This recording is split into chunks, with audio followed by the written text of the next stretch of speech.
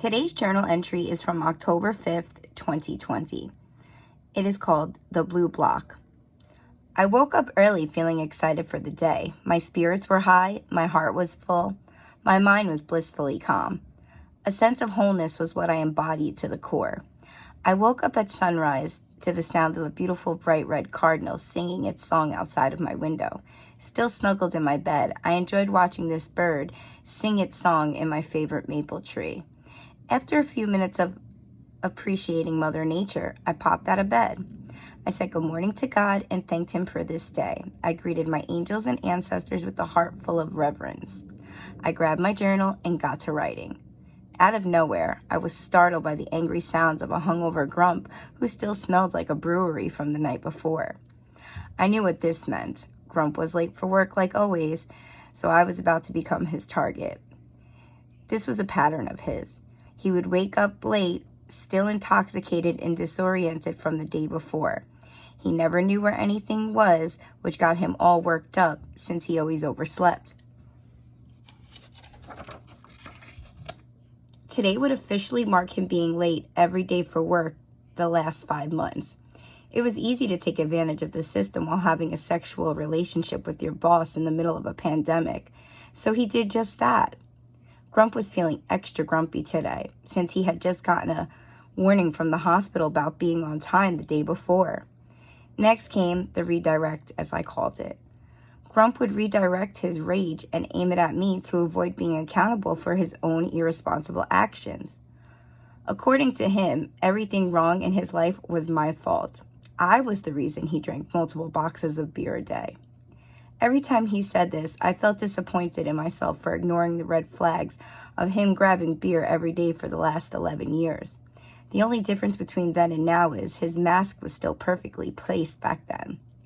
He was able to save face by his pleasant attitude, intellect, and surface-level loving gestures.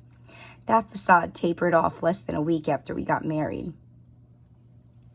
My mind flashed back to the first time I ever saw his violent side. It was 5 days after we got married. I was pregnant with my first child.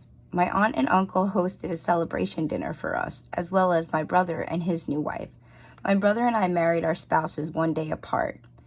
It was May 27th, 2018. I always loved that day because it was my papi's birthday. In 1996, after he passed away, I vowed to celebrate his life on his birthday. He was my favorite family member, and his death hit different. This was how I honored him. I had multiple reasons to be joyful that day. I could have never predicted the dark turn it would take. About a month and a half before Grump and I got married, I asked him if he thought he had a drinking problem. I expressed my concerns after pointing out I never saw him go a day without a beer. In 2015, I started seeing the signs and the cracks in our relationship after he proposed when we bought our first home. He began treating me differently, but he wasn't outright evil yet. It was a slow build-up. I began feeling more like his mother and maid as opposed to a fiance. I told him the truth. I was unsure if we should get married.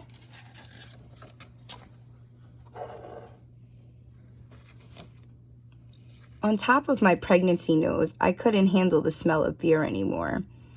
It made me sick. He told me he would stop drinking to prove to me that he could go without it.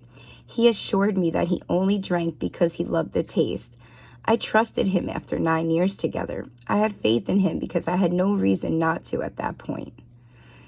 I was still trusting and naive and tended to give my loved ones the benefit of the doubt.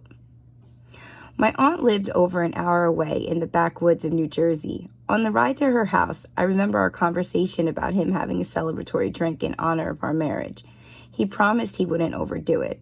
At this point, he had gone over a month without any alcohol, so I figured a celebratory drink would be harmless. Boy, was I wrong. I regretted agreeing to this the moment we arrived and my uncle greeted everyone with shots of whiskey and me with a shot of water. It opened the floodgates, and Grump could not control himself after that. I noticed Grump was disappearing often. Listening to my intuition, I found him pounding beers in the garage. My uncle always had a fully stocked fridge. It was an alcoholic dream come true.